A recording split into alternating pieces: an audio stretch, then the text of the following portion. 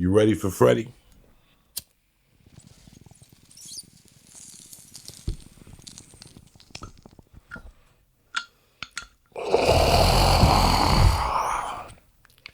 Now that's a fucking bong hit. Greetings from Podcastville. The Church of What's Happening Now is brought to you by On It. Listen to me, when it comes to supplements, they're not fucking around. The contest is over for the Alpha Brain. You fucked up.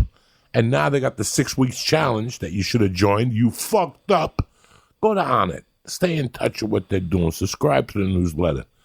Even if you just do that. But if you're thinking you're slipping lately, your memory, Alpha Brain is the way to go. It's their fucking satellite fucking product. Why? 100% money back guarantee, and they don't want the product back. Nobody else does that in the business, okay? So go fuck yourself. Go to onit.com right now and press in. Church. Boom, and get 10% off your motherfucking order, all right? And with that said, the great and powerful, my brother, Mr. Dean Delray is in studio today, along with the Christ Killer. What is it there, Johnny No Sugar? Oh, man. Before we even start the show, well, we started the show, but I want to say happy birthday to you. Thank you, my brother. Fucking brother right there. Thank you, my brother. 57 Born years on old. the same day Bon Scott died. So you just took the reins and rolled. And I still remember that winter fucking day when he died. I did a hit of acid. It was a great day. And then we ended the day with finding out poor Bon Scott had died. So. That's you were born on the day Bon Scott died. I was born on the day Buddy Holly, Big Bopper, and Richie Valens died. So we're just a couple of guys just carrying the bad luck. Yeah, we're carrying the torch still, man. Now you know why I don't go to Vegas. You know yeah, happy birthday, dude. Thank you, brother. Great, man. It feels fucking surreal. I remember the first time I heard that was your birthday. We were like on the road or something. And I went, wait a minute. That's the day Bond died. Yeah. I'll never forget your birthday. Yeah, no, it's fucking crazy. God. It's crazy how I don't even know how I got here. Yeah. I'm 57? 57. I'm living the life of that guy in that Talking Heads commercial. You know, that song, How Did I Get Here? Like that every day. Yeah. Every day I drive around, I'm like, how did I end up in California? Like sometimes you take California for granted. You're a light and you see a fucking palm tree. Oh. You're like, where the fuck am I? Yeah. Like, what the fuck happened? I was just in a fucking jail in Colorado, you know? I was just getting processed. I thought my life was over. I'm surrounded with fucking palm trees. So great. I love it, man. Life is a fucking journey and a half, man. Yeah. And it's so weird how you have to give it a chance and just have a little bit of hope and you're fucking there. I mean, that's basically it. I mean, as much as they say, it sounds corny, it's not a sprint, it's a marathon, it's so real. Because each year you keep going. You know, so I remember one time somebody said something to me. I said, nothing's happening. And they said, oh, it was Ian Edwards. And he said, well, did you do Conan last year? I go, no. He goes, were you passed to the Comedy Cellar last year? I go, no. And he goes, well, then it's happening. Each year, you know, you just forget because you're just in it every day. And then you go, you're right, man. I'm just each year getting a little further and still in it. Which is awesome. How old do you feel? Like, if you had to guess, if you woke up, do you think you'd be 18? How old do I feel, Lee? Honestly, I feel about 44. Yeah? Yeah. I feel about 44, 45. You know, I tomorrow I'm going to make a date for the physical. My knee hurts. You know, I have a little tendonitis in my right shoulder. I still have good energy. Yeah. I do feel the 50s surge of testosterone that I read about. You have 2 surges a day as a man, and you have to ride them. You know, that's why I know I have to work out early. If I don't do my shit early, I'm not going to do it. Right. I lie to myself every night, and I sat here and lied to you guys 2 weeks ago. I have gone to jiu-jitsu. Just cannot go at night. Yeah. I've even tried to hit the bag at night. Like I said to myself, at 8 o'clock, I'm going to go in the backyard. For years, that was my favorite thing, was to get high at night, put some music on, and fucking punch the shit out of a bag. Yeah, Combination, night kick it. You do 30 minutes on a bag every night, the fat falls right off you. It falls right off you. You see it within 2 weeks. Just the first 2 weeks of punching, you burn a bunch of baby fat off your arms and you increase the speed in your punches. For years, that was my thing. I had a garage in Boulder. I had a backyard in Aspen. Yeah. In Basalt, we had a backyard and it was connected to a tree.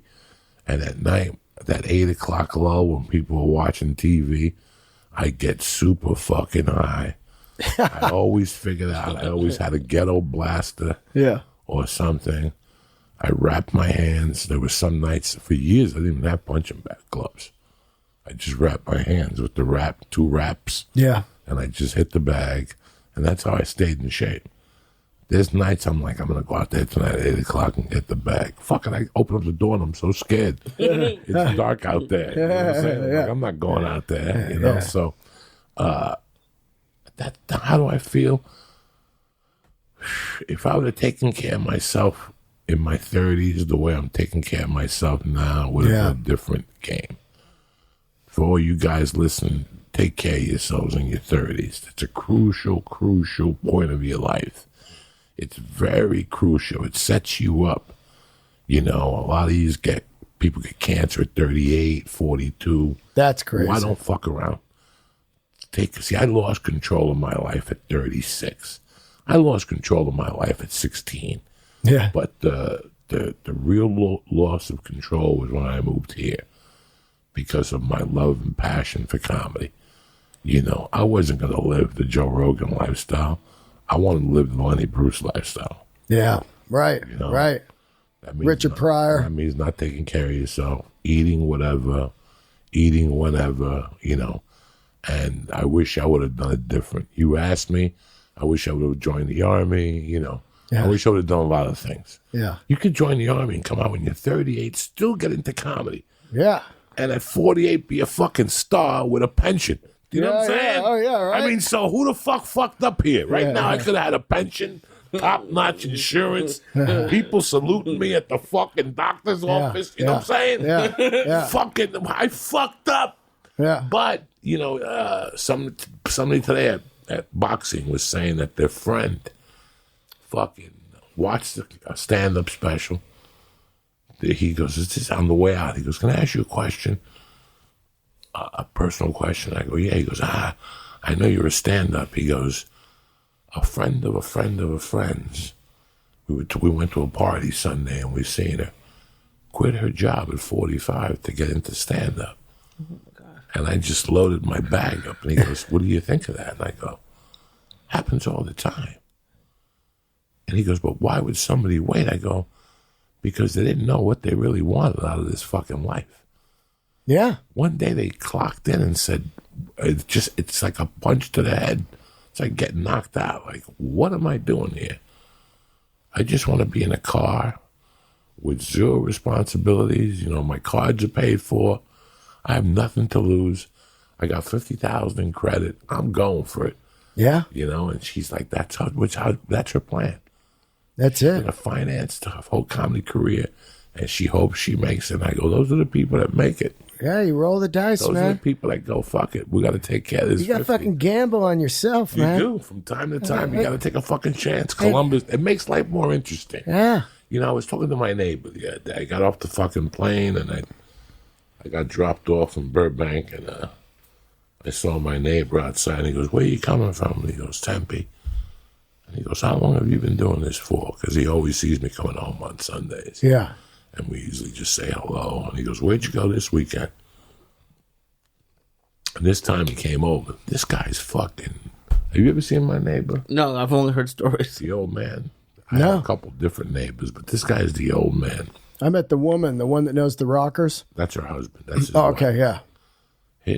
Her husband's got to be 78. Wow. Wait till you guys see him. Beside his white hair, You don't know he's 78. Oh, Jack O'Lane in shape. Why? Why? Because he's always moving. Oh, yeah. You know how many times I wake up in the morning to take trash out and he's digging a trench and I got to walk back and embarrassed. This motherfucker is digging a trench and I'm on a computer tweeting, go fuck your mother, have a good day. What type of bum am I? You know? Oh, my God. Anyway, enough of that shit. Listen, I want to congratulate you on your podcast. No. You've really kicked it up to the next level. Even though nobody's noticing, I'm fucking noticing. Oh, I know. You called me. It felt so good. Fucking, the guy. Kirk Hammett. Kirk Hammett. People wrote articles about it. I mean, I was actually pissed. You could hear it in my voice that day. I was pissed that you are there. You're up there with Eddie Trunk and these guys. You're really there. And Sirius isn't reaching out.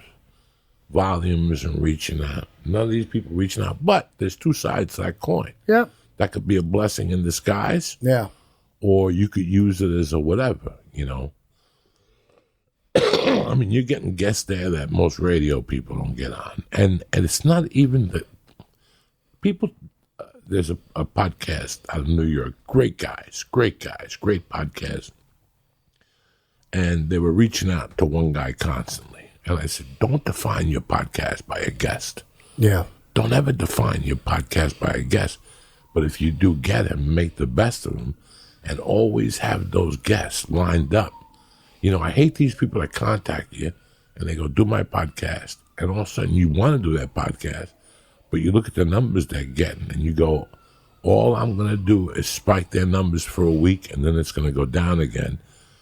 You have to have a plan. If you call me and say, listen, I'm getting you on, then behind you I'm getting a guy from this band, and behind you I'm getting this actor, at least you can get a chance of spiking it. Yeah. But if you're just going to spike your podcast for no one reason, guest. for one guest, it's not worth the aggravation of you chasing that one guest. Line up 20 of them and then attack. You know what I'm saying? Fucking reach out to publicists. Do it. This morning I was reaching out to a fucking publicist. Yeah. That's what you got to do sometimes. And they don't hit you back. Yeah. They don't hit you back. But you're opening up the universe for somebody else to hit you and go, hey, my friend is a fan of this show. Could you mind if he's on? And you're like, no. Yeah. But I see what you're doing. I just really want to congratulate you. Oh, man, thank you. You just had fucking Fucko from Aerosmith on. Yeah. These just aren't regular fucking guests. These are superstars. These are fucking legends that you're getting on. Yeah. I wish that your numbers are really growing, your fan base is growing. And, when it comes to music, I tell everybody, you're the best. Oh, thanks, When it comes to music, because I dropped off. Yeah. You kept on. I dropped off. I got caught up in comedy and cocaine and divorces and jail cells. Yeah. And you still remain loyal to you still go to Roxy. You still go, you go to the edge of hell to see your show still. I think, that's what kept me young. It's just like constantly searching for the new band, the new great film, the new great car, or whatever. How old do you feel right now? My mind, I feel like I'm constantly about 35. But I don't know, in the last couple of years, I feel like 90 also at the same time. Just I'm pretty tired a lot. And then my neck was fucked up, still rehabbing it. And the crash, those three things really kind of took me out. And also, I think I just work so much, I'm not resting properly, like 7 days a week. So I'm always tired. But other than that, my mind and my enthusiasm is definitely like 35. Listen, when you go to med school, Yeah. my niece is in med school. And I talk to her mother all the time. All the time. Me and Lisa talk all the time. These kids spend hours a day studying. Yeah. They get crammed like over. You get so much material thrown at you or whatever.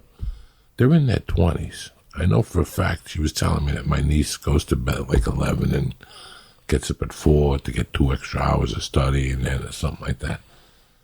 It's the same thing with comedy, guy. Yeah. It's the same thing with anything that you want to make work. It's not 8 hours. No.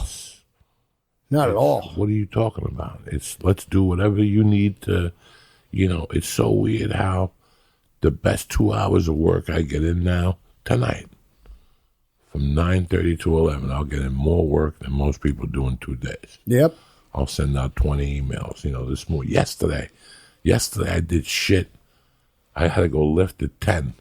I think I got up at 7. Between 7 and 10, I did more than most people do in a week. Yeah. When I left the house, I had already sent out emails, flyers, fucking shortages, Instagram. And it's like people have no idea, do you prepare the night before?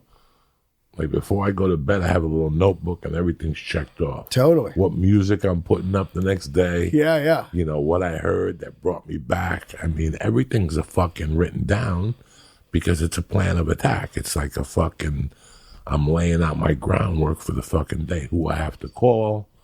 Every day I have a thing. I have to do something for myself. So I look at that. What am I going to do for me tomorrow? Oh, tomorrow I'm going to write an hour. I always have an hour of a goal to write. Right. But I always end up writing 3 hours. Yeah. Comedy store. How many times you go to comedy store? You have a 9 o'clock spot. You're getting in your car at 12:30. Oh, every time. Every fucking time. Every time. Tripoli, I saw him today. He's like, I put you on a late show. I go, Trips, no late shows. Yeah. Because I'm walking out of there at 12:30 and I'm not in bed till 2. Yeah. And I'm walking around the next morning at 7 kissing some kid getting her lunch ready. I can't fucking do it. Yeah. I can't do it no more. It's amazing how I cannot do it no more. If you want me to do your second show, you're going to have a problem. You got to put me up either first, second, or third. I got to be out of there by 11:30. And even then, it takes you 15 minutes to get to your car. Oh, yeah. In parking lot, drive-bys. Yeah, yo, man, let me get at you for a minute. Yeah, and then at the parking lot, you don't know who the fuck you're going to see. Yeah. All of a sudden, Bob Saget wants to talk to you. You haven't seen him in 20 years. You're like, God damn it. Yeah. And you have to, now you're not mad because you have to talk to him, but now you're stuck there. Now, while you get in there, you were just about ready to leave, but now 3 cars pulled up. Dave Chappelle. Yeah, so now when you got to go pull out, now they got to go get Dave and his fucking keys to his rocket ship. Yeah. And the cousin and the brother. It's a fucking nightmare. People have no idea. I love when he comes because I know we're going to talk motorcycles. We'll talk a little music, It's like, I'll see him and he'll be like, hey, Dean, man, what you riding? Like he loves motorcycles. So I know I'm not getting out of there for a while. I never see him. Oh, man. Never see him. Oh, whenever I see him. And they'll tell me he's upstairs. Yeah. He's about ready to go upstairs. He just announced the show 2 hours ago. Yeah. And it's sold out already. And I'm like, what? I love him, man. He's like my favorite. How does he announce shows? On Twitter? No, he doesn't have Twitter. He doesn't have a website. No, the venues do. So I guess they just call and say, we want to go on tomorrow night. And then the venue will just drop it like an hour before. He just did that at the chapel. I'm doing the chapel next Tuesday in San Fran. It's like a church. Or I'm doing it Wednesday. And he was in San Fran. He's like, let's do some comedy tonight. Did like 4 shows or something.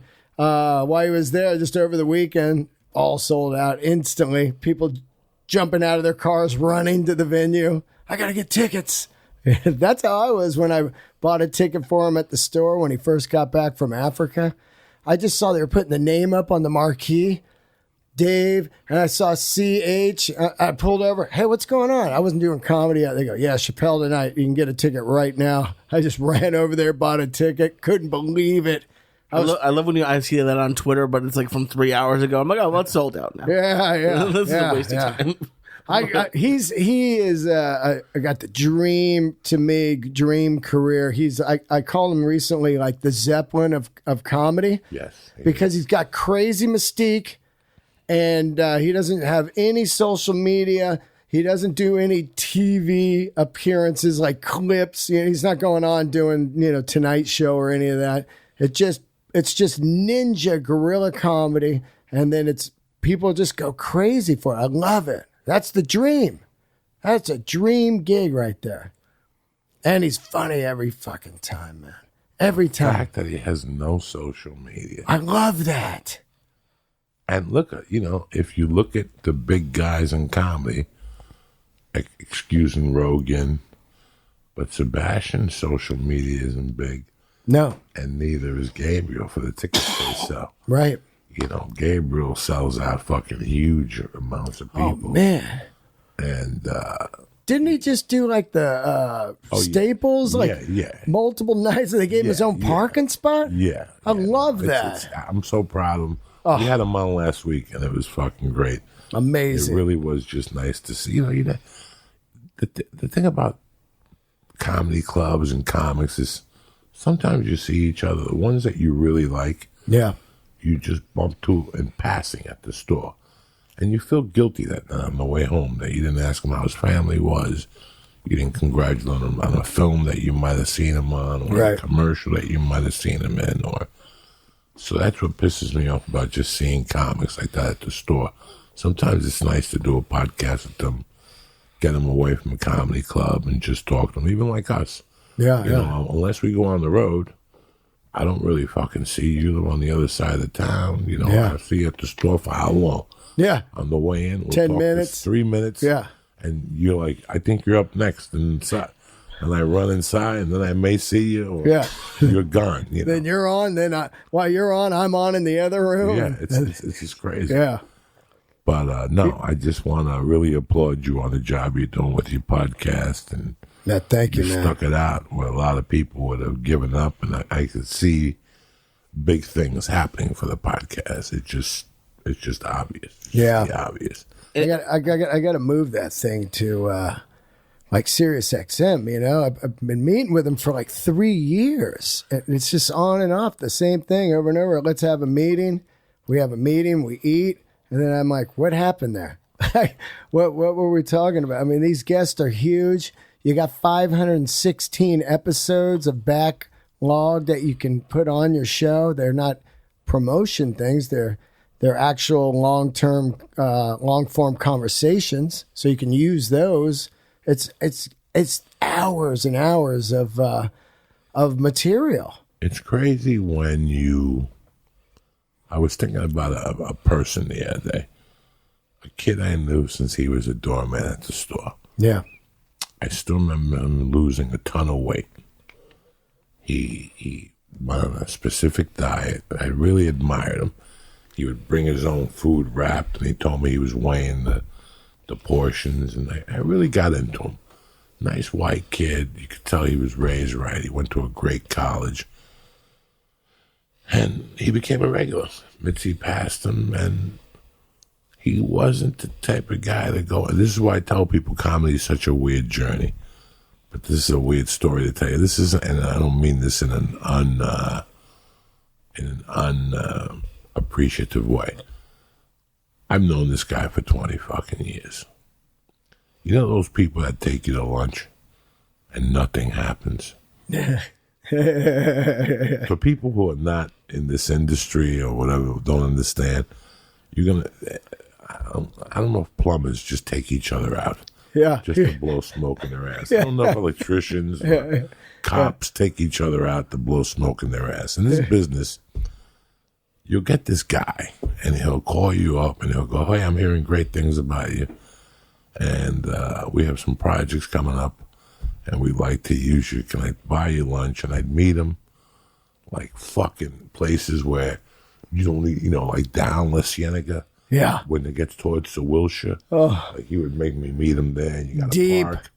And I was 400 pounds. I got to walk a half a mile from the free parking garage. Because I didn't have the money to pay for the real parking like regular people. You have to have those free Santa Monica parking places. And I don't know how many fucking times I met him.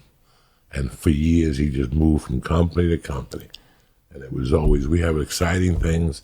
I would go on the webpage, and 2 days later, I'd see a picture of Lee on there. I just had lunch with you. Why do you have Lee up there? I just had lunch with you. What happened to my video you were putting up? It's just 20 fucking years. Every 3 years, I get a call from him. And it's always, he's at a new company, and my name came up in the meeting, and I got a free lunch out of the deal. At first, that's kind of cool. You're like, oh, man, I'm going to eat the fucking filet mignon. I'm getting 2 sides, Yeah. And it just got old, and about 6 years ago, I said, that's it. I'm done with this guy. And I saw him one night, and hey, how you doing? He goes, we need to do lunch. I'm at a new company. I go, that's great, you know. Here we go again. Yeah. You know, finally, last Friday, I get an email from him. And he's like, listen, we want you to tell a story. We usually pay people this, but we're going to pay you this. If you really try, we could pay you this. And like, it was like, you know, I don't want to say it was no money, basically. Yeah. I'm sitting there going, it took me 22 fucking years. Yeah, for $6? For $600. Like, he's like, it pays $200, but I can get you $4. But you could probably ask him for $6. Oh. And I'm sitting there going, it took me 22 years to squeeze $600 out of this fucking guy. 8 hours of lunches. 8 hours of fucking lunches. $2,000 in gas. You know, like, people have no idea. Like, finally, I mean, this guy's been everywhere. Yeah. What's the other guy? The guy, you know, the roller skating guy. He was on Saturday Night Live. He had a movie that ate a bag of shit last weekend with The roller skating guy. What's the movie that ate a bag of shit with Julia Dreyfus last week? I don't know. Will Ferrell. Oh. He was in charge of content over there. Oh, yeah, the Funny or Die. When I was Joey Karate, he fucking took me out to lunch. They were smoking my cigarettes. They were like, we're going to fucking, you're going to be the biggest thing on Do or Die. What's the name? Funny or Die. Whatever, fucking Do or Die. We're going to put all your videos. He had me in the back with fucking black people and fucking Puerto Ricans. And people protesting fucking nuclear waste. I'm like, what the fuck? Yeah. I thought you were my buddy. I thought he was going to feature me. Yeah. Every morning I get up at 5 and my feature, and there'd be a fat fucking dude playing bongos. And I'm on the 9th page. I was ready to choke him. Like, I was ready to choke him. Yeah. Then he went somewhere else and he played me again with the Joey Karate videos. I'm like, listen, leave Joey Karate alone. I remember I hung up on him one day because you're just going to aggravate me. You know what I'm saying? It took 9 years to get him for $600 fucking dollars. Well, you know, I love it. It's part of the game and everything, but I always wonder what they're doing. Are they telling their bosses, yeah, what do you got going? You're not really doing anything. Well, I've got a meeting with Dean Delray on Thursday, and we're going to talk about this. And then I don't know if they're just doing it to show their boss, or they're waiting. He might get giant. Let's keep him in the mix. You know, let's meet with him once every 4 or 5 months in case he gets giant. And then, you know, they'll do the old, we've always loved you. You know, slide you over. But, you know, like, people are always asking me, why do you want to be on XM radio so bad? Your podcast is doing good. And I love XM radio. And I'm thinking, well, I did want it also for healthcare, but now I got healthcare thanks to you. You're giving me the tip of, hey, go down to SAG and talk to them. But there's something about it. Just, you know, one day I feel like somebody's got to take Howard Stern's place. You know, if he retires, he's got this army of people, and they should start grooming people. Do you want to do talk, or do you want to do, music? I like to do talk like I'm doing on the podcast now. Interviews, so you also get to see the comedic side of me, some funny stuff and that kind of thing. You know, I'm not interested in being a DJ or anything like that.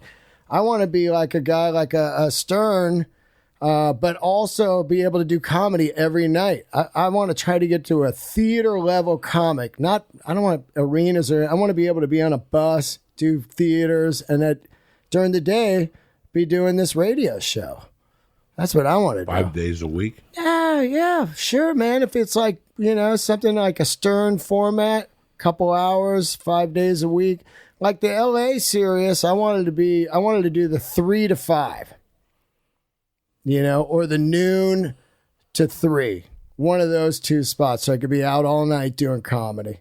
And then I get up, get ready, go interview some people. Like, you know, Steve, you know, Jonesy's Jukebox, man. What a great format he has. A couple interviews, play some great music, and you're out of there. I think he's noon to 2.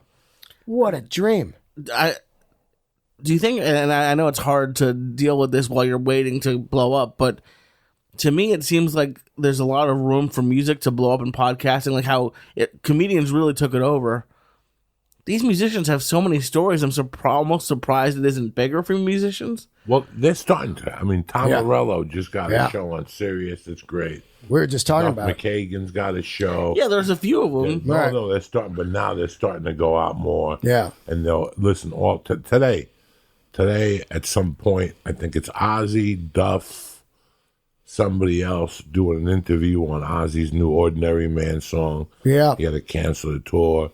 So, yeah, if you listen, like I go on Sirius a lot in the car. Yeah, same here. It's amazing. Elton John's got a station. Billy Joel's got a station. Pearl Jam, Pearl Jam got a station. Bruce. Bruce has a station. And they probably do it from their house and send it in. Yeah. You know? I'm not sure if they're in the studio. I don't know. Don't quote me. Yeah. But more people are doing it. I mean, I want to do something. If I did something on Sirius, Dean, I've always liked that little late night dude. Oh, yeah. That 9 to 12 dude. Yeah. That 9 to 12 dude has to have a certain voice. Oh, yeah. Jim Ladd. Remember him? Jim He Ladd. has to have a certain coolness to him, Yeah. a certain feel. When I was a kid, we had a guy on a black radio station, and his voice was very, this next jam is going to really get into your heart and soul, you know what I'm saying? I mean, Don Cornelius style. Don Cornelius style. And then he would go, all right, it was WBLS. And he used to go, I got to take 2 steps to the rear and get out of here. Yeah. Yeah. Yeah. I'm in the wind later. Yeah. And Yeah. all of a sudden, Reverend Ike used to come on. You could be what you want to be. Yeah. Do what you want to do or say what you want to say. Just send Reverend Ike $3 a month, and I'll send you some black holy water that'll change your life. Every night at 10 o'clock, the guy came on, Reverend Ike, The switch over. the switch over. But that's what I like to do, something like that. But anyway, all fucking goals aside, Yeah. the real reason I wanted to talk to you was something that happened that was weird for you and I, because we both grew up with these bands, and it was the fucking Hall of Fame snubs this year, which I usually never cared about at Yep. all. And this year, for the first time, I got involved a little bit. I go, let me just see what's going on. Pat Benatar was in the running. Oh, big time. Judas Priest was in the running. Yep. Biggie Smalls was in the runnings. You know, Whitney Houston, Depeche Mode, 9 Inch Nails. I'm like, man, Soundgarden. that's Soundgarden. I go, that's a fucking hell of a fucking cast there. Yeah. You know, I know Dave Matthews was there, who I personally hate with all my heart, with his fucking best step and his fucking voice. Go ahead. Well, just before you start, I know how it works in sports where, like, you have to be retired for 5 years and then get, like, how do they choose who's considered for the Hall of Fame? I think you got to be in the business for 20 or 30 years, one of those two. But you can still be playing. But you have to be eligible. You have to be playing for, like, I think it's 20 or 30 years, one of those two. 20, it might be 20 because some of that. See if they have any requirements. Yeah. Double check Yeah. to see what are the requirements to be considered for the Rock and Roll Hall of Fame. Yeah. Eligibility. See if it's amount of music, gold albums. I think it's time. Is it time? Yeah, it's time Based on because that's how bands get introduced. Like every few years, they'll say such and such is eligible now, and then it's definitely time. I just don't know what it is. It's like 25 or 30 years. What makes a band eligible for the Rock and Roll Hall of Fame? All right. Hold on. Give me 2 seconds. It's funny too because I bet a lot of people don't know what it is. I mean, I'm just guessing, but I think that's what it is because I talked to Robbie Krieger about it last week, and he said, "Oh yeah, they started with the '50s bands because it was a certain amount of time before they were eligible." So you know, Buddy Holly, James Brown, Elvis, all those people were eligible first because of the amount of time. So what did you think of this year? It says 25 years. There it is. I knew it had to be. Wow. Yeah, 25 years. 25 years. And that's it. And then they it says the criteria is influence, significance of the artist's contributions, Right. but just 25 years after That part first makes album. me furious because they're bringing in bands now that are, let's say, a Radiohead, which I love, and they deserve to be in right away. But you wouldn't bring in. So 9 Inch Nails went in this year, and Trent even said this himself.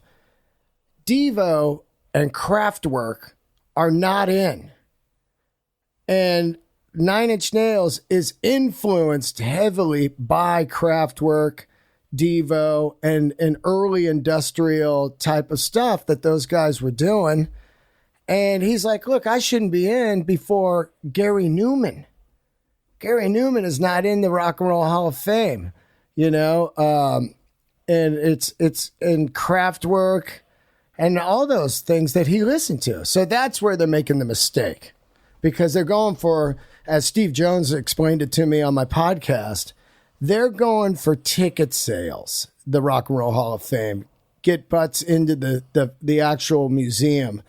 And it's really weird because you're thinking like, well, you know, Devo, not too many people, you know, they're not a marquee thing, but they are. They're absolutely huge, and they influence the shit out of, you know, everybody. Everybody, like the Cars and all that new wave stuff. Devo was like the groundbreakers in the 70s in Ohio, playing that shit, getting bottles thrown at them. Get out of here, you queer. You know, like they said it was radical. They'd be playing these redneck bars, you know. And they're like, I can't get no, in their underwear and shit, satisfaction. And people are like, play some Boston or Skinner. You know, they just throw something at them. It's wild. So I think that's the mistake they make, big time, that they don't get the influencers in first. And then, of course, these other bands should be in, 9 Inch Nails. Of course they should be in, but not before Kraftwerk or Devo, or, you know, Gary Newman or any of those guys, you know? Well, I wonder how they even get brought up. I mean, how do they even get brought up? I mean, somebody's got to bring them up. Somebody's got to bring up Kraftwerk. Yeah. Somebody has to bring up Devo. Somebody has to bring up these type of bands that just because maybe, like, I know that if you hear stories, all that whole grunge scene was started by Mother Love Bone. Right. Mother Love Bone was the band that everybody fought to be, and they spawned Pearl Jam and right. whatever to it. But then the singer died. Yeah, Andrew Wood. That was Cornell's roommate. Right. Chris Cornell's roommate. He died, and everything changed, and blah, blah, blah, blah, blah, blah. You know, should somebody like that band be inducted, who, I don't know, maybe had a few albums, had minimal success. Right. Compared to Soundgarden and Pearl Jam. See, that's the trick that you have. If I sit Eddie Vedder down right now, he's going to mention Mother Love Bone. Yep. I remember going to see Mother Love Bone and meeting somebody there. Yeah. And, you know, and Cornell, rest his soul, if he was alive, I guarantee, or even Kim Thayil, if you asked any of those guys, you know, what do you think? They'll tell you 20 nights that they went to see Mother Love Bone. Yeah. And to figure out what their identity was going to be, you know. So I get what you're saying there. You know, Yeah. I guarantee if Cornell was still alive, we would have said, hold on, let's put Mother Love Bone in there first. Yeah. Because if it wasn't for them, there wouldn't have been us, you know. You look at those bands also, they, you know, definitely Sabbath was their blueprint also. But yeah, I don't know, it's a tough thing. You know, people are like, well, Priest isn't in. And it's, you know, if you look at the history of metal, there's no real metal bands, a lot of metal bands in the Rock and Roll Hall of Fame, which is kind of trips me out because they're basically kind of stepping over a whole era of music that was bigger than anything. Say from like 78 to like 90, metal was just ruling the world. Priest, you know, if you look at it, it's like Priest, Maiden, Saxon, Metallica. You know, Metallica's in there, but Maiden's not, which is like, what? You know, like, how is Maiden not in the Rock and Roll Hall of Fame? And I'm not one of those guys that are like, well, how did they get Biggie Smalls? Why is he? It's like, well, that to me, hip hop became the new metal. Once NWA and Biggie Smalls and Snoop and all that hit, that was heavy, heavy shit, man. That was like radical stuff at the time. How did you feel when that came out? I mean, see, the thing I love, why you and I connected musically is because you don't give a fuck. No. You understand the value of Public Enemy. Oh, like God. when I listen to Tom Morello's show and he plays old Public Enemy, it slices through me like a sword because it was that influential to me listening to it. It blew my fucking mind. Big time. And it blew his mind. Yeah. And they transformed that into Rage Against the Machine. Yep. So it's just so weird how I'm open to anything. Like Same here. I had friends who were like, fuck that black shit. Fuck it. I'm like, you have no fucking idea. That's lunacy. What you're saying.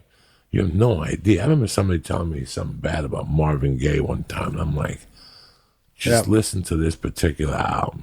What's that one James Brown album? The Prince of Harlem, the whatever, something of Harlem, the Godfather of Harlem, or he's got one album that's got a weird name to it. Listen to that fucking album. The Black something. Jesus.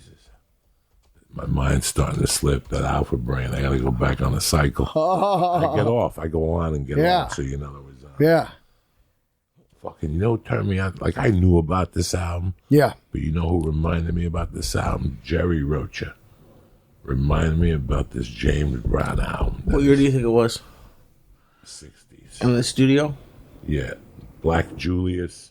Oh, yeah. Black Caesar. Black Caesar. Yeah. Something like that. That's just a raw.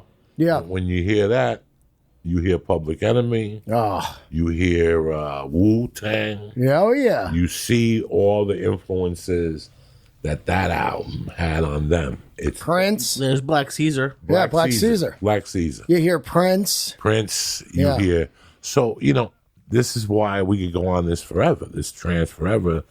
I mean, I was very surprised 9 Inch Nails got nominated. I mean, they came out of nowhere. I'm glad they got in. Me too. Depeche Mode. Yeah, Depeche Mode. I love Depeche Mode. Yeah. I know you're going to call me a fag. Yeah. Whatever. I don't give a fuck. But this year, all the nominees I liked. I was down. I was down for Pat Benatar. I was down for Pat Benatar. The ones I didn't get, and I gotta be honest with you, I got them all. I didn't get T-Rex. Oh yeah, well, there's so I'm not a T-Rex guy, right? But they influenced the shit out of everybody with their glam rock, you know. And then you have Thin Lizzy, who I'm going to tell you something. Every time I hear that fucking song, I want to crash my car. Oh, I can't take Boys Back in Town. Can't take it. I want to take the car and go into a fucking building. Yeah. And I want the car to just blow up into flames. I've seen them do it in the movies all the time. You can't believe how fast my arm is. It is ninja speed. When that comes on the radio, it's like... But love that band. Some kid said something to me on Facebook years ago. And he's like, what do you think of Thin Lizzy? And because of that song... And at the time he caught me, I was so high. Yeah. I said, I can't. I just, I gave him like the most honest answer. And he goes, that proves to me you don't know what you're talking about. Oh. Go put on this album. Yeah. I'm like, go fuck you, fuck it. Yeah. Like an hour later, I'm like, dog, I forgot all about that album. I love Thin Lizzy. I had a friend that used to put that album on whenever we used to go steal sneakers. Yeah. He was older than I was. Yeah. He used to go steal sneakers. And that was his warm-up album. Way before. Didn't they have like a live double album? Yeah. Oh, yeah, man. Where they both come out with guitars and the cover or something. That record is so great. Now, Jailbreak. Yeah. I like the guitar on. Oh, yeah. The fucking bass, there's parts I don't like that gets faggy when they all get into it.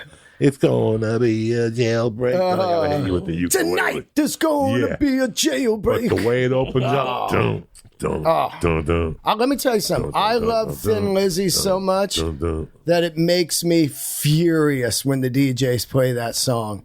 it makes me furious. Well, now you know how I feel when I hear "Have a Drink on Me." Oh, I'm gonna take the car, pull over, and call the DJ and hope his mother dies of fucking terminal lung cancer. Because why are you putting on "Have a Drink on Me"? they play the same songs from these bands. It makes me crazy. They do. You shook me all night long. I fucking want to shoot myself. Yeah, the boys are back in town. Skinnerd, Freebird. Like these bands have. Living After Midnight, which gets me fired up. Yeah, When I'm in the car, I think about my old days getting dressed and shit. 8 o'clock, putting on Living After. That was my thing. Living After Midnight, baby. Take my advice. You got to start doing. But these bands have, dude. Thin Lizzy has a record. I love the John Sykes era, which is the last era. They have a record called Renegade, and it's got this song on it, "Angel of Death." Oh man, it is so good. And that live, it's called Live Life, or Still Life. I forget what it's called. Live Life. It's insane. This Thin Lizzy record, man. I used to listen. That was when the weed first was coming around, to the strong weed, indica. And my buddy Bob Dyke, he used to wear glasses. We called him Dykticles. He had this or Monte Carlo with the Jensen triaxles and the super power amp, in the glove box. And he put this record on. It's called Life. Yeah, Life. There's a song on there, "Angel of Death," man. He put it on, and I was just like, this is incredible. I love Thin Lizzy, all of it, but Boys Are Back in Town. And it's a hit song. And when I first heard it, I loved it. It's like we were talking about. I don't need to hear "Walk This Way" ever again. But Aerosmith has so many insane, great, deep tracks. It's unbelievable how many great songs they have. "Sight for Sore Eyes," "Last Child," "SOS Too Bad." Nobody's Fault. Nobody's Fault. My favorite. Nobody's Fault. And King and Queen. King and Queen. No More, No More. I could go on and on. I like the first album and the second. I like the first 3 albums more than. Yeah. Like they're up there in my top 10 of my life. The first 3 Aerosmith albums. Crush it. Who I Am. Dirty. Yeah. Not Perfect. Yeah. The first album is very raw, which I like, the way they taped it, the sound of it. The second album is a little bit more polished, but I think for rocks, they went in between. Yeah. They took the best of both of those elements, which really, Nobody's Fault is dirty. The bass line is dirty. Yeah. It's really dirty. I like all that. Toys in the Attic, I could live with. Yeah. Draw the Line. Draw the Line, I could live with. That's Kings and Queens. Yeah. And Night in the Ruts. Night in the Ruts, I could live with. Yeah. I could put them on, listen to the whole album.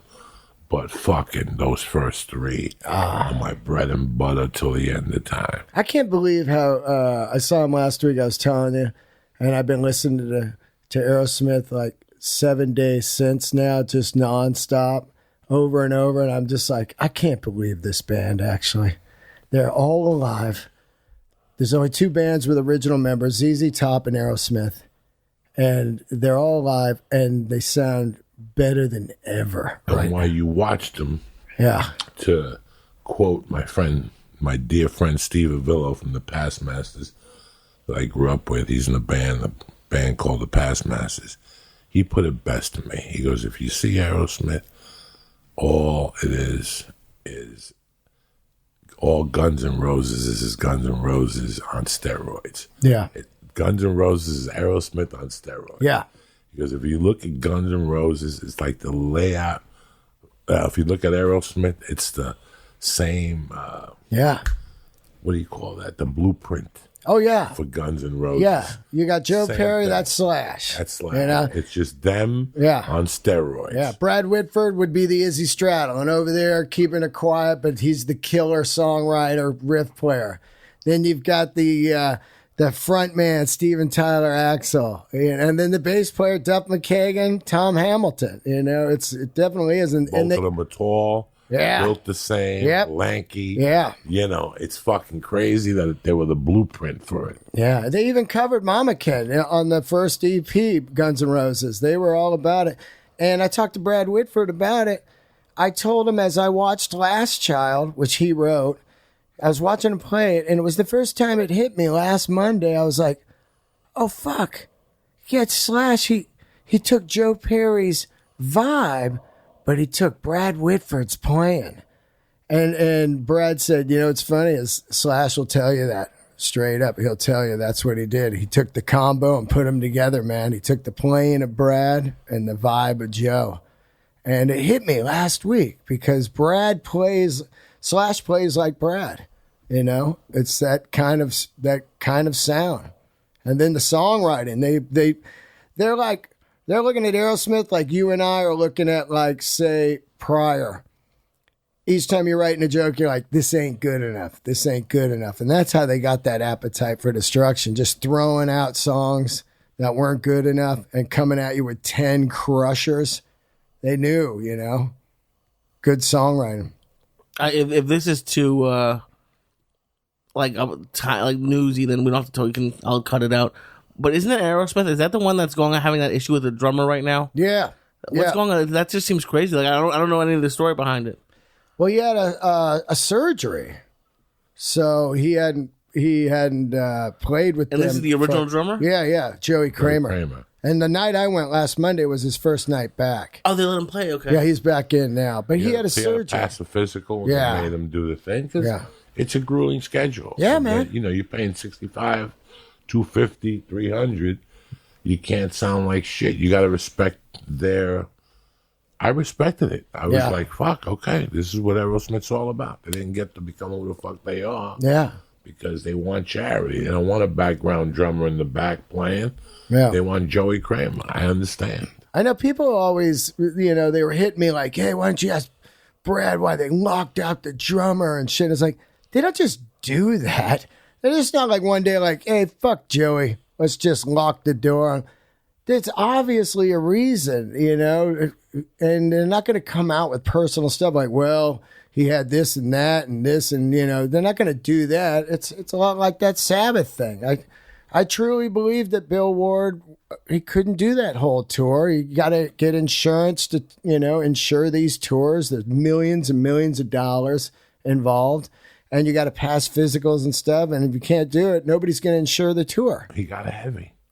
Yeah. He got really heavy, and, you know, his blood pressure was out of whack. A bunch of shit was out of whack. And I remember when I did the longest shot, dog, they were petrified every day. Yeah.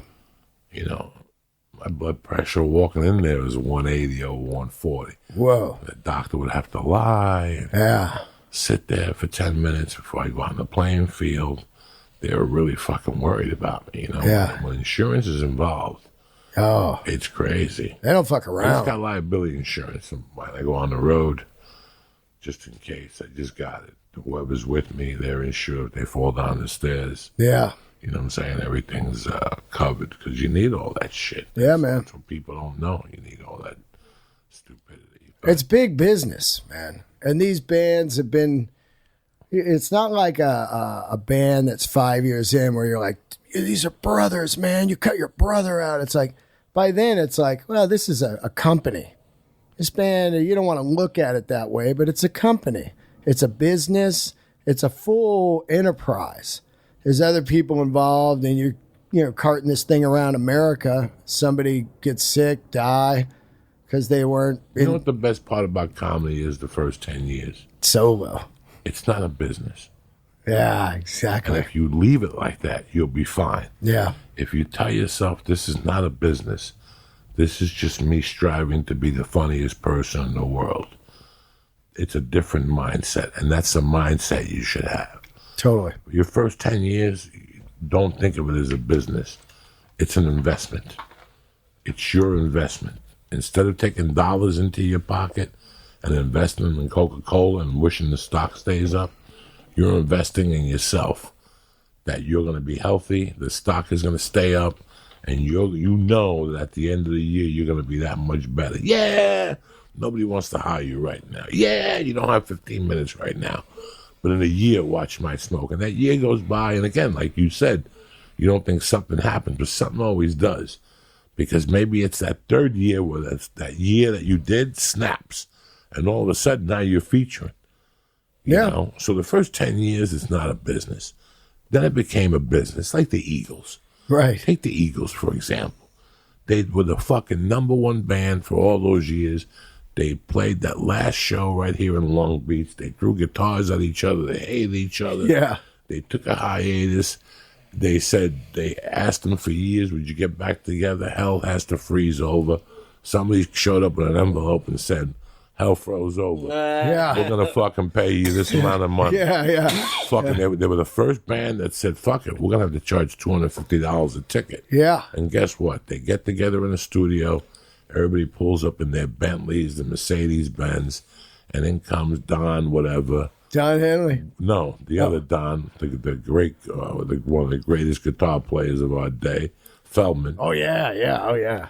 With a Z28, with a T-shirt on that says, Che Guevara. Yeah. All of them got $100 Gucci shirts on, designer pants. Yeah. And he shows up with long hair. T-tops. Sniffling still, and they're like, oh, we just got $250 million to do a tour. You better go get a haircut and get a suit. This became a business now. Yeah. And he couldn't accept it. Nope. And eventually, whatever happened went back, and he's not in the band anymore. He could be, we became employees or whatever. It became a business. Yeah. When you got a $250 ticket, it's a business. It's a business. Yeah. You got to look your best. You got to be your best. Yeah. We can't have you up there looking like a fucking toots roots. Yeah. If I had it my way, I'd have 6 openers with me on the road. Yeah.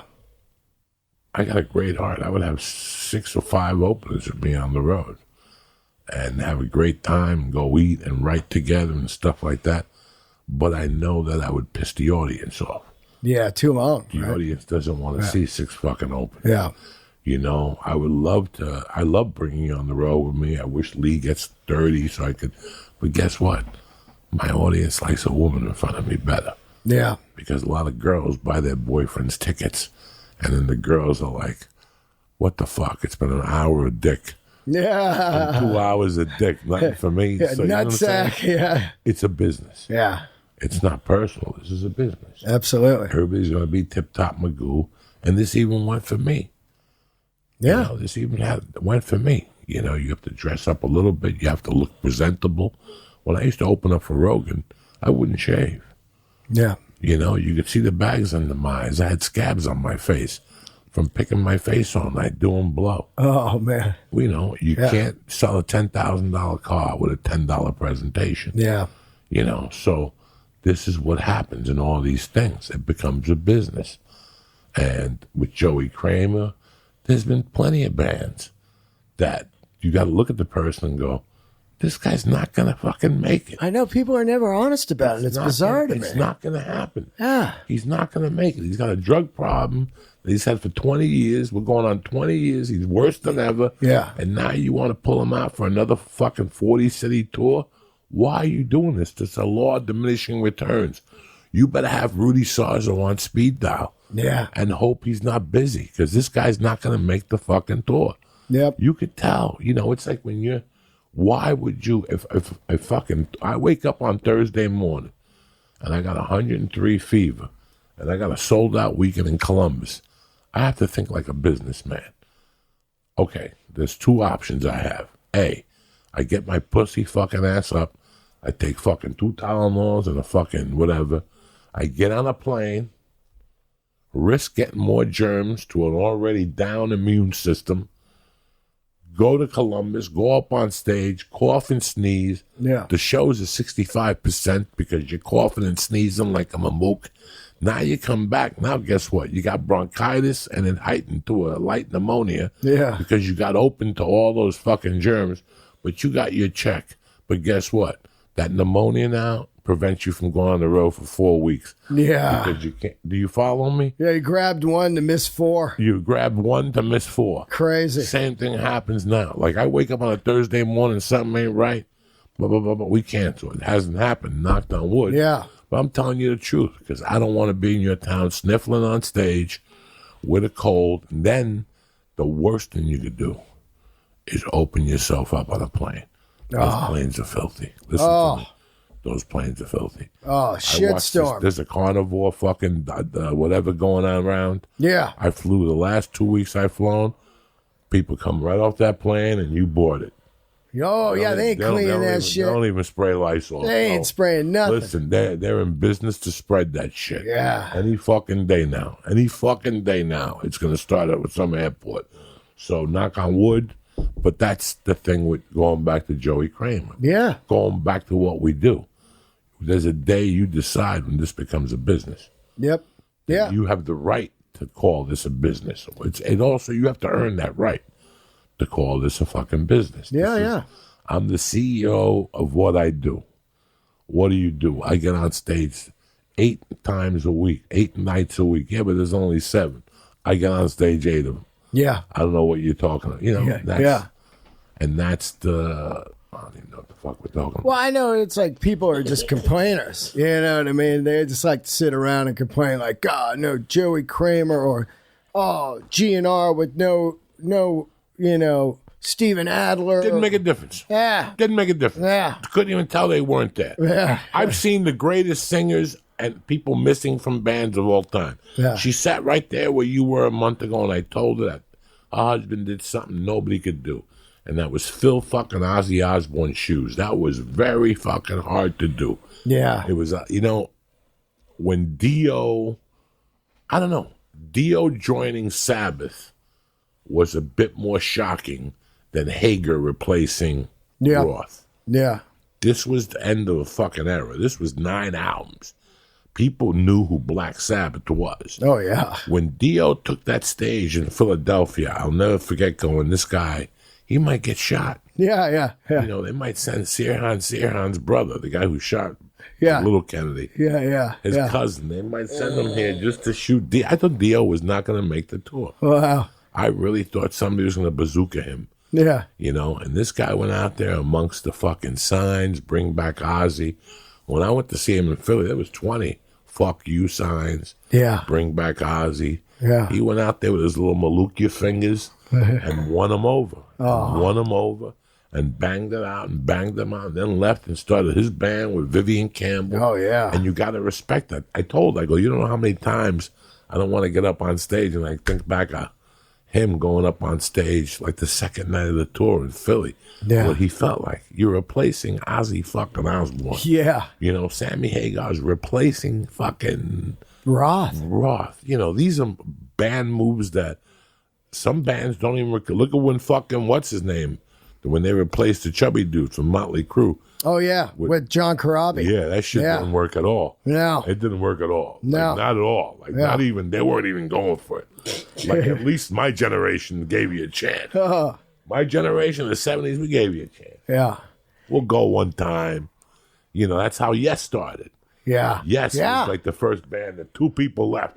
And all of a sudden people were like, we're not going to see Yes. Yeah. And all of a sudden, Heat of the Moment was born. Yeah. 6 months later. What's the name of that band? Fucking, what are they called? It was a heat of the moment. Oh, fucking, what are There they? was 2 members from Yes, 2 members from some other fucking Yeah, what do band. they call it? I know them, man. Oh, I fucking hate that. They're called, Is it John Welton? No. What are they called? Shit. Asia? Asia. There it is. Yeah. Asia. Man. I don't know. 2 guys left, 2 guys. That's what I don't. A lot of people get pissed off at that. Listen, look at Leonard Skinner. How many people do you think were originally left from Leonard Skinner? Oh, yeah.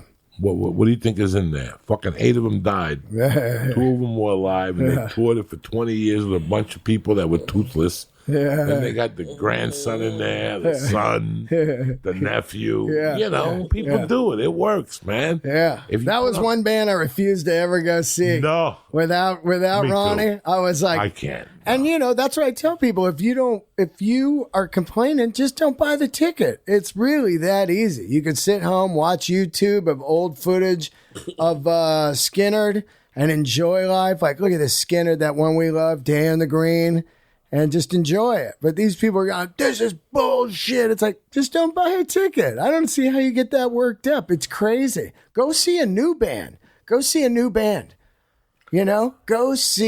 Marcus King. Go see Rival Sons. Go see a new band and go, this is my band now.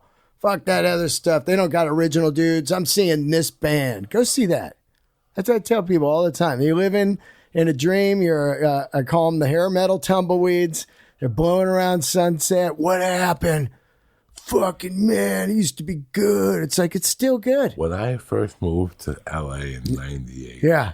there was still guys on Sunset with tight black pants and leopard shirts walking around with guitar cases. Yeah. That would Ralph's, totally- rock and roll Ralph's. Yeah, totally. Getting the top ramen. Totally fucking lost. Yeah. And you're like, oh my God. I love music. I love the 80s. I love 2020. I love the 90s. But, I love the 70s. I'm not a guy that's just like, this is it, and it was good for 2 years. Those are people that just use music as a memory of when they didn't have bills or a divorce or anything. It's just a time machine that takes them back to like, this is good music. It's like, no, that's just when you didn't have student loans. That's all that is. A couple of weeks ago, we had Josh Adam Myers on here. He's got the show on Spotify. And we're talking about Sam Cooke. Yeah. Not under the boardwalk, but the other jam. And I told him that two different people sang it, and we came to that conclusion. And I said to him, have you ever heard the Platters? Oh, yeah. And he's like, I don't know what you're talking. I played the Platters. And that night I went home and started playing the Platters. And I was like, blown the fuck away. Yeah. Like crying. You got the magic touch. When the twilight is gone, you come into my heart. Yeah. And here in my heart you will stay. Why pray? Tremendous. Yeah. My prayer. This is 1950s. These are poor black kids in the fucking 50s. Killing it. And their voices were pure. Listen to the tapings. They knew how to fucking record in those days. Oh, man. They knew how to fucking record. You listen and you're like, oh my God, it's fucking crystal clear. Oh, Motown recording. Yeah. Hitsville. Well, but I went to that studio. All that shit. It was like the size of this room. They're in there recording all those hundreds of hits that just sound incredible. Those 50s recordings are they're just Temptations. When you hear that, my girl, it just comes on. It's clean. It's super warm. Clean. Yeah. I don't know how the fuck they taped all that stuff. Yeah. I love music, man. I do too. I could talk music for fucking hours. It's amazing how much music I listen to in a day still. Oh. And when my wife tells me she's got to leave for an hour, Yeah. and I could really crank it, oh my God, I fucking crank it. Oh, yeah. When I know they're gone, like the Universal for 3 hours, Yeah. it's fucking loud. Some air guitar? You got some Joey air guitar? No, I'm too old to air guitar. That's yeah. Momo shit. Ah. I air guitar in my mind. Yeah. It's funny. I told you when I first moved to Boulder, I moved to an apartment, a 4-bedroom apartment. Somebody else rented each room, college students. Yeah. There was a Japanese kid. There was a little Mexican kid I eventually robbed after about a month. He kept telling me, I worked under the sun for that money. Go fuck yourself. No. Next time, mind your business. There was a Jap, but the white guy was a guy that went to air guitar contests. Yeah. This is 1985. Air guitar contest. And those two idiots would sit in at Friday nights. They would sit in every night, and that guy would do air guitar concerts in the living room. Whoa. I thought I had to kill all three of them at one point. Oh, my God. I'm out there fucking the girl downstairs, the girl 2 doors down, the chubby girl next door that would buy weed. I fucked her in the alley a couple times. And these 3 idiots are in their living room. Air guitar. 2 of them are sitting there, splitting a 6-pack, watching the idiot do air guitar shit. Oh, those are fucking kill them. Those are some freaks. No, I wanted to kill them. Those are some freaks. Eventually, I hired the Japanese kid to cook for me. The Japanese kid could cook, so I'd give him like a small 40. Yeah. Go to Alfalfa's, get some steak for me and you, and he would cook every night. I was helping him out. He was starving. His parents didn't want to send him money. He didn't know what to do. He came to me crying one night, I don't know what to do. My parents, they don't money. And I can't pimp him out. I didn't know anybody. If it was New York, I would have had him out there sucking dick. Oh. 20 minutes. I know Puerto Ricans that take you to the Bronx. Nobody knows nothing. Oh. But I didn't know anybody in Colorado, so I just said, "You cook?" And he did cook. Wow. I could cook. Man. And I would make him make little beef dishes. So we would go to Alfalfa's together. That's the Whole Foods of Boulder at the time. Yeah. We would go to Alfalfa's. The meat was a little bit more expensive, but it was fucking good. But it's just weird. You reminded me of air guitar. No, I had an air guitar since I was, I think, in the 8th grade. I used to air guitar Ted Nugent, Free for All, cover to cover. Oh, yeah. And then put on Double Live Gonzo and air guitar that cover to cover. Yeah. And then put on the Eagles Hotel California. And I could fucking air guitar Victim of Love like nobody could. Who the fuck you think you're dealing with? Shit. Are you fucking nuts? We might have to have you air guitar at the Bon Scott tribute. I may do it. Just out there Angusing it. I may do. What do you think, Lee? Another edible to get us going on a Tuesday? You're not even high yet. Sure. Look at you. What the fuck? That'd be so great, No, dude. no, leave that alone. It's my birthday tomorrow. What the 57. fuck? 57, you don't want to do another edible. Your Uncle I've Joe. just done 200. I yelled at him before. I go, Yeah. I'm 57 years old. I'm 57, your dad's 60. This fucking cocksucker should have 2 broads here eating each other out right now for his father and me. His eyes are closed. He didn't even think about that. He didn't think of not even a little gift for his Uncle Joey. Damn nothing. it. I went, A chick the here only time I ever bent bought him over, gift stick, I yelled at him. lighting his put. I don't want you to buy a gift. I want you to be creative. I want you to call ayahuasca. I wanted to come here and you to tell me and your dad to wait downstairs. You had a surprise. And we come up here and ayahuasca be playing with a monkey while you had your pipe in the mouth. Just to show you, me and your dad, who the boss is.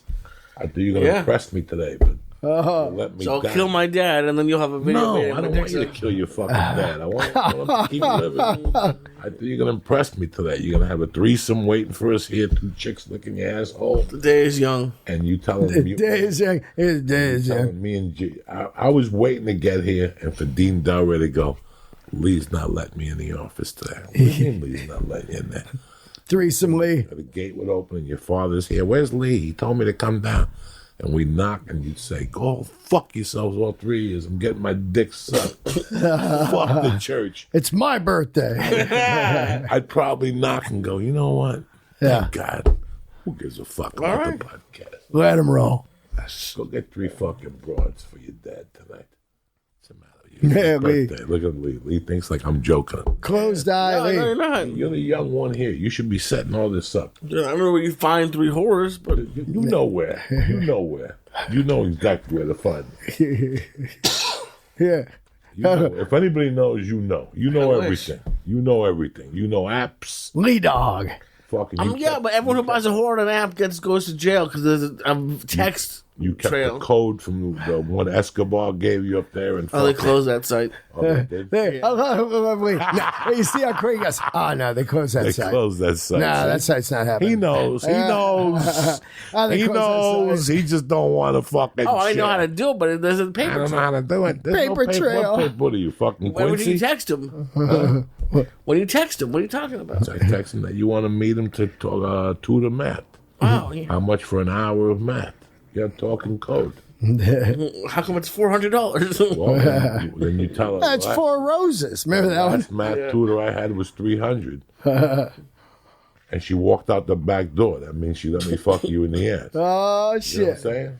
Come on, you gotta learn how to say this. All right. I hear you paint houses, yeah, and I do dry work also. That means I fucking bury the bodies too. You know what I'm saying to you? You gotta Things fucking. didn't end up too well for him. Huh? Things didn't end up too well for him. Fucking eating I'll translate it. grape juice. Things didn't end up too well for him. That's my lead dog. And there's another minute. Yeah. Wait, you got a hooker tonight. Will you leave the apartment? Go get some crabs on your bed. What do you care? Go get some excitement.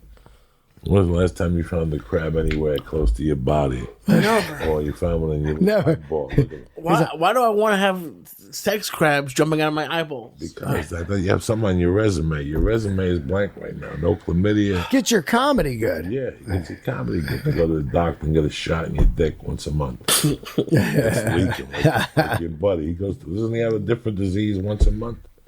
Not every month, but he's had a couple. All right, then you gotta fucking do what he does. You know what I'm saying?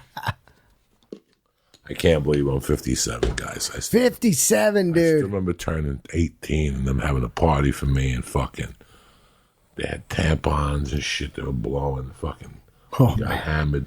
My friend Louis Hernandez was pissing in the toilet. He was puking in the toilet. Oh. I'll never forget. I was this fucked up. I just opened up the bathroom and my friend Louis's head was in the toilet. And I go, Louis, excuse me. I pulled his head back. He just sat like this. Oh. And I peed right in front of him with his head back. Oh. I flushed the toilet and put his head back in the toilet. Oh, my The God. next day, I go, what happened to you? He's like, man, I got fucked up. I don't remember nothing. I could have made him suck my dick. He would never remembered. Yeah. I could have put it on his nose. He would have never known. You could have gave him the He old was just flesh His mustache. head was just in the toilet. I just tipped it You back. sound so disappointed. Who? You're like, I could have done it. I want, you're young. Yeah, You got for different comedy. feeling. He's my brother. I can never. It's a joke, Lee. I know it's a joke. But it was just so funny that's all I did. He was passed out with his head Oh, man. in the toilet seat. Pushed you to the side, God pissed. knows how many people had pissed in that bathroom. That day. And I just pulled his head back. It just rested. I put my dick as close as I could out of disrespect. I didn't want him to get hit with no fuck. No splash. No splash, no pee splash. And I fucking let loose in there. And then I put his head right back like nobody knew. And he stayed there till we left the party. We dragged him man. out of there fucking body first. What are you going to do for your birthday? You going out? I'm doing the store tonight, Yep. you know? No. Nothing. No. We got to get some steaks. I'm gonna get a haircut. You want to get some steaks this week? I gotta get in shape. I gotta do something in March. I gotta look good. I put on some weight the last couple of weeks. Steaks, though. It's clean. Steaks aren't clean. I know. Get cleaner. I Fucking. need to look sharp by March 8th. Oh, I need to man. look tip-top Magoo. I gotta do some shit. I gotta look good for the camera. You know Yeah. what I'm saying? I'm trying to lose like 5 for the AC/DC concert. You Oh, know? yeah? Yeah, I just want to, because that's like an hour and a half of singing. I just want to be like, I'm hitting the treadmill like hard, bike, treadmill, cardio. Because, when I did it when I was 50, I realized that's when I had diabetes the first, I didn't know I had it at the time, but I remember after I did the show, I sang the show for like an hour and then got in my car. I was driving home. I was like, whoa, something's wrong with me. Yeah, I was. Really? That's the first time you realized? Yeah, well, I knew something was up. I couldn't sleep or whatever. I was laying in bed like ice cold. I thought I was just exhausted from, putting that show together. But when I look back on it now, I'm like, that was the first night. Because I remember my buddies were in the car in the back seat and they were talking and I was just like, shut up in my head, because I was like, something was wrong. It was wild. So I like to be in total shape for that thing, man. It's an hour and a half of singing. When you don't sing every day, that's a grueler.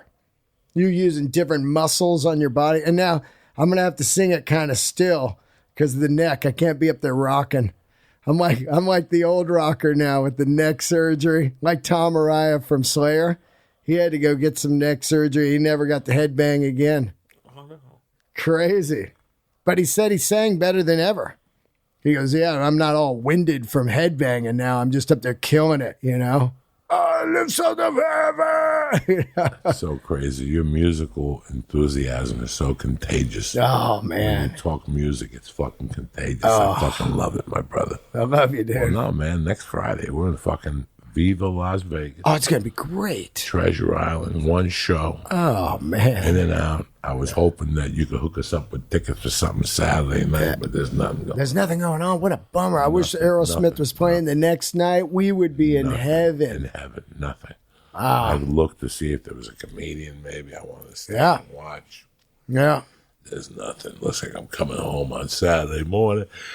with Treasure Island, like I'm excited. I got a couple of workouts at the store before I go, you know. Yep. I like what I'm doing now. I got no pressure comedy. Whatever comes out, and I'm doing better sets than I've ever had. When I really, really want to try new stuff, I try it out of order at the store and I bomb. Yeah. And it really doesn't matter. You know what I'm saying? Yeah. It's my fucking backyard. It really doesn't matter anymore. You know, I'm going to give you the best show I got. I'm writing, so I'm really I haven't felt this confident in a long time, and I'm like, fuck. It takes 29 years to get confidence. Jesus Christ. I only got 19 more years to go. Like, it takes 29 years to fucking fully get confident that you could fall back on stuff. Yeah. Like, I could fall back on a story if something's not going my way. Yeah. Like, now all that stuff, all those little avenues fall into fucking place, you know? So this is, the fucking journey of life is beautiful. I love it. Fucking 1985, I had dinner by myself for my birthday. Yeah. Like, just at the Enchanted Lily Chinese restaurant. Oh, man. In Fort Lee, New Jersey. And I was 23 years old. And I can't describe to you the feeling that I had that night. I had enough money for the Chinese dinner, a bag of reefer, and a Carvel milkshake. Oh, fuck. That's it, 1985. I was living in a hotel down the corner at one of those fucking crack hotels. I was robbing gas stations pretty much, you know, like I was in between doing stupid shit. And that's what I keep thinking about the last 2 days. That's wild. Is how lonely I felt in that Chinese restaurant that night at 8 o'clock eating. On your birthday. By myself, 1985. The night that Jimmy Conway died from Goodfellas. He died on February 19, 1985. Oh. If you watch Goodfellas at the end. Yeah. And I go to myself, holy shit. He died on the loneliest birthday I ever had in my life. Oh. That was his day was worse. Yeah. Oh, man. It was just fucking horrible. But to think that, guys, I thought I was going to be dead at 37. Oh, man. You know? Yeah. I thought that at this age, I'd be living in somebody's backyard. Somebody who had pity on me would charge me like $400 for rent. Oh. I didn't think I'd have a daughter. I think I'd be... Dude, you just sold out the fucking Chicago theater. It's not even that. It's just the thought of being alive, being functional, and not being wanted by the cops or not having somebody look for me. I never thought that I would have that peace of mind. I think of how I lived for years, that what was that Uncut Gems lifestyle. And I think of now, and it's like two different fucking worlds. You know, I never thought that. So whatever you're going through in your life, believe in yourself that greener pastures come. You're going to suffer. Yeah. They're not just going to hand it to you. You're going to have to put in the fucking work and get dirty, and, you know, you might even get the carnivore disease on the way. But it doesn't matter. Once you get to that place where you thought about, you know, and it's nothing. And you know what the best thing is? This is not about selling out the Chicago theater or having money in the bank. Nothing. This is just about genuinely being happy. Absolutely. Genuinely loving my wife, loving the fucking the house. You know, I like staying home, the peace of mind. Just success is what you want. If you want a boat with 2 chicks on it, that's your success. Go for it. Yeah. That's a success I wanted in the beginning. That never got me anywhere. When I just went for being happy, then everything else fell into place. So that's weird. truth right there. And I see your happiness. I see the pictures last week of you in Orlando with the gay ghost. Yeah. Well, you know. You even took a picture and there was a gay ghost behind you. Oh, man. He was about to bite you in the neck. My mom came to the gig. Now, where's your mom live? She lives about an hour outside Orlando, so she finally got to see me do comedy. It's in my Instagram. She showed up. She reviewed the show. And, you know, it's funny to think, you know, my mom probably, when she heard I was starting comedy at like 44, she was probably going like, oh, no, you know. what's going on with my son? Is he going crazy? And there it is 10 years later. I'm in Orlando with Marin at this theater, and she's there, and I had a great set, thank God. Marin's like, a lot of people bomb in front of their parents. Yeah, you killed it, thank God. Because then they're like, oh, yeah, good shows, honey. But it was great. It was great to see her, I hadn't seen her in a while. And she never seen me do comedy because when I started, she was out here. She came out. But I was doing spots, open mics. And it's like, I don't want to bring her to the open mics. Or I'm doing like 1 a.m. spots. And she's in bed by then. So she didn't see me do comedy. She saw Conan when I did Conan. But to come to a theater with her friend and see the smoking set, it was a great set. That was awesome. My brother, it's always a pleasure to see you. No, I love you, dude. Happy birthday. Yeah.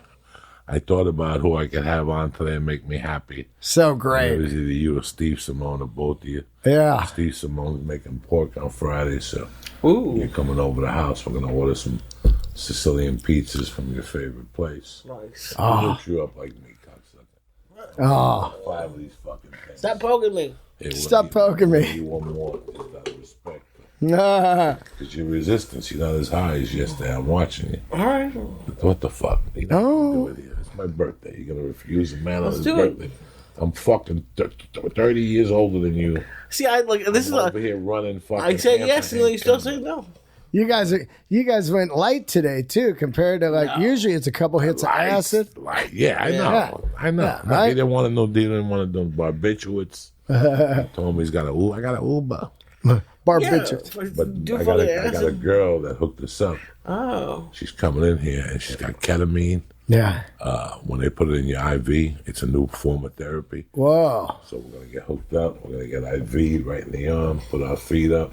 And go to La La Land for a perfect. couple of days. I'm sure everything you're doing is tested and approved, and This is it fell off the back of a truck somewhere. No, these are all clinics. They're all set up and real. Yeah, what happened? How did they get from the clinic to here? Well, yeah. People's Express. You know how. Hilarious. No. I'm telling you, we might take a flight. Don't worry Oh, about good. it. Yeah. We might take a flight to Portland. We lay down at the hospital. They give us a ketamine drip. We'll take Duncan with us. Yeah. We'll have a good day for 3 days. For you motherfuckers who don't know, now you know. Friday, the 28th, I think it is. It doesn't matter because the month's got 29 days. Yeah. Figure it out. It's a Chinese New Year, the year of the rat. Watch that pussy. Anyway, next Friday night, bitches, Treasure fucking Island, 8 p.m.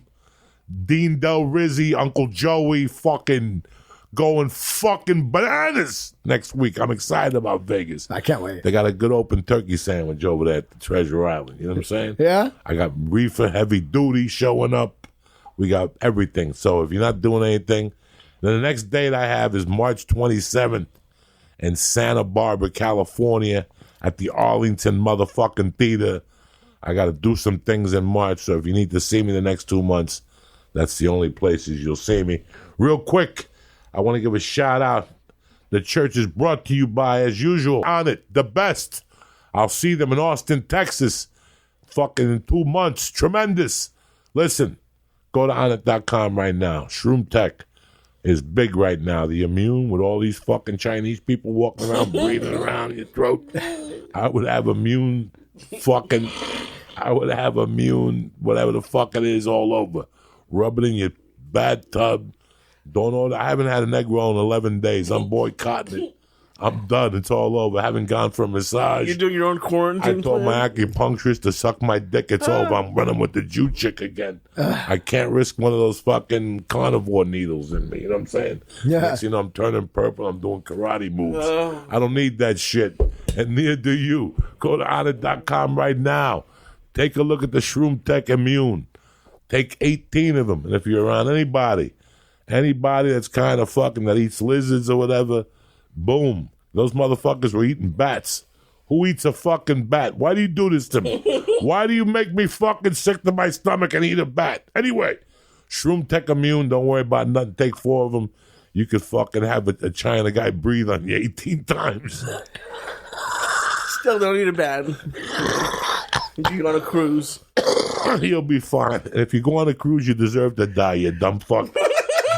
Fuck you, cocksucker. Anyway, go to honor.com right now and press it. Church. And get 10% off your order delivered right to the crib. Who's better than Uncle Joey? Nobody. I want to thank Dean Del Rizzi. I want to thank the Christ Killer, but most importantly, I want to thank you motherfucking savages for always having our back and for loving us. Don't forget, next Friday, Treasure Island, bitches. Stay black. Have a great week. See you Monday, ready to go. Tip-top motherfucking Magoo. Boom. Saluting the flag like you fucking own it. Stay black. Be safe. Love you, Uncle Joey.